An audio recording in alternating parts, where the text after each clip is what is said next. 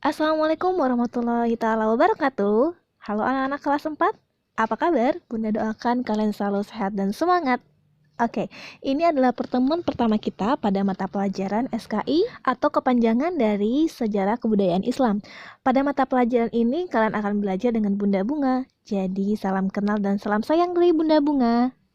Oke, untuk mempersingkat waktu, silakan dibuka pembelajaran pertama halaman 9. Pembelajaran pertama halaman 9 ya. Pada pelajaran pertama, kita akan belajar tentang dakwah Nabi Muhammad SAW pada awal kenabian. Nah, yuk kita cari tahu apa saja yang dilakukan Nabi Muhammad pada saat awal berdakwah. Tapi sebelum itu, silahkan ambil stabilo atau pensil kalian untuk menstabilo atau menggarisbawahi bagian-bagian penting pada bab ini. Awal Nabi Muhammad berdakwah ialah setelah turunnya firman Allah surah Al-Mudaththir ayat 1-7. Setelah turun surat itu, Nabi Muhammad mulai berdakwah tapi dengan cara sembunyi-sembunyi karena masyarakat sekitar masih menyembah berhala berupa patung-patung yang ada di Ka'bah. Nah, Nabi Muhammad berdakwah sembunyi-sembunyi karena jika beliau berdakwah secara terang-menerang, akan membuat marah para penduduk sekitar dan memusuhi beliau karena beliau belum mempunyai pengikut. Di masa dakwah secara sembunyi-sembunyi, Nabi Muhammad memulai dakwahnya kepada keluarga dan teman dekat. Bukan hanya itu, Nabi Muhammad juga memulai dakwahnya kepada sahabat-sahabatnya. Orang-orang yang pertama masuk Islam itu disebut as-sabiqunal awwalun. Apa? Ikutin Bunda ya. Orang-orang yang pertama masuk Islam itu disebut as-sabiqunal awalun. Nah, Nabi Muhammad dakwah sembunyi-sembunyi seperti ini berapa tahun sih Bunda? Ya, Nabi Muhammad dakwah secara sembunyi-sembunyi itu selama 3 tahun. Nah, pengikut beliau ada sekitar 40 orang. Beliau berdakwah secara sembunyi-sembunyi di rumah sahabat Al-Arqam bin Abil Arqam, yaitu di Bukit Safa. Setelah 3 tahun berdakwah secara sembunyi-sembunyi, turunlah firman Allah surat Al-Hijr ayat 94 yang berisi tentang seruan Allah kepada Nabi Muhammad untuk berdakwah secara terang-terangan. Setelah turunnya ayat tersebut, mulailah Nabi Muhammad berdakwah secara terang-terangan dengan mengumpulkan keluarga besar dan kerabat-kerabatnya. Tetapi paman Nabi Muhammad yaitu Abu Thalib mengatakan tidak akan mengikuti ajaran Nabi Muhammad, tapi ia bersumpah akan melindungi Nabi Muhammad dari gangguan siapapun selama ia hidup. Berbalik cerita dengan paman Nabi Muhammad satunya, yaitu Abu Lahab. Justru ia menentang Nabi Muhammad sampai turun surah Al-Lahab yang berisi tentang celakanya Abu Lahab karena ia menentang atau tidak akan mengikuti ajaran Nabi Muhammad. Dakwah secara terang-terangan ini berlangsung sekitar 7 tahun. Selama berdakwah dan beribadah secara terang-terangan, beliau selalu diejek, dicaci, bahkan disiksa oleh kaum kafir Quraisy. Ada 5 penyebab orang-orang Quraisy menentang dakwah Nabi Muhammad SAW.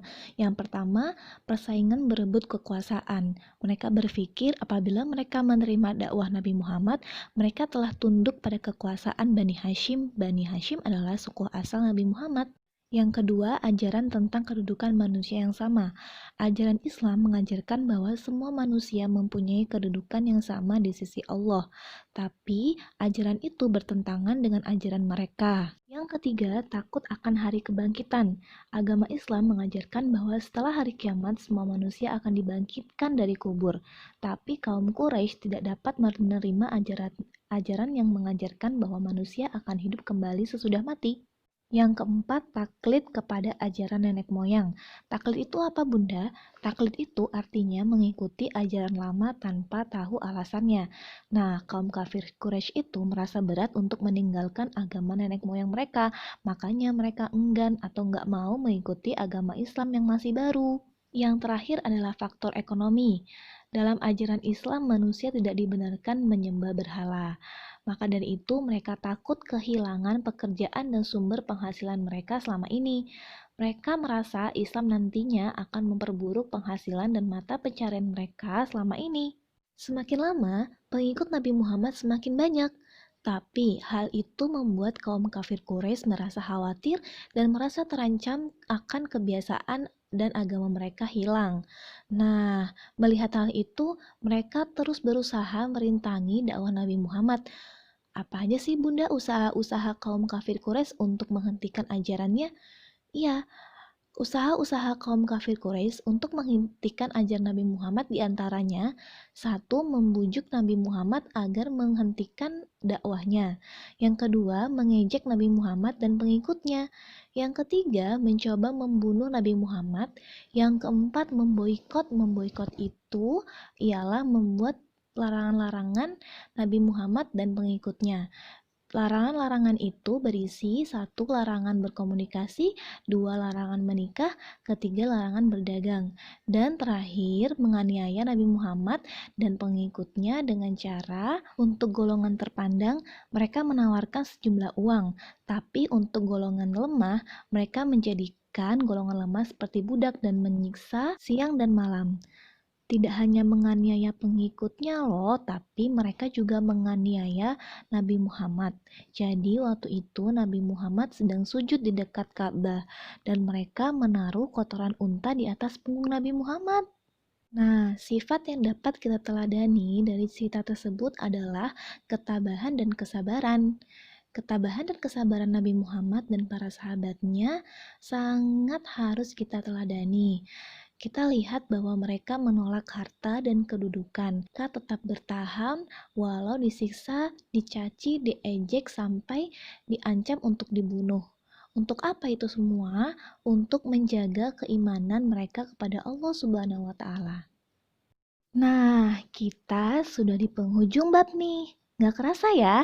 Hehe. Ternyata asik banget kan belajar SKI?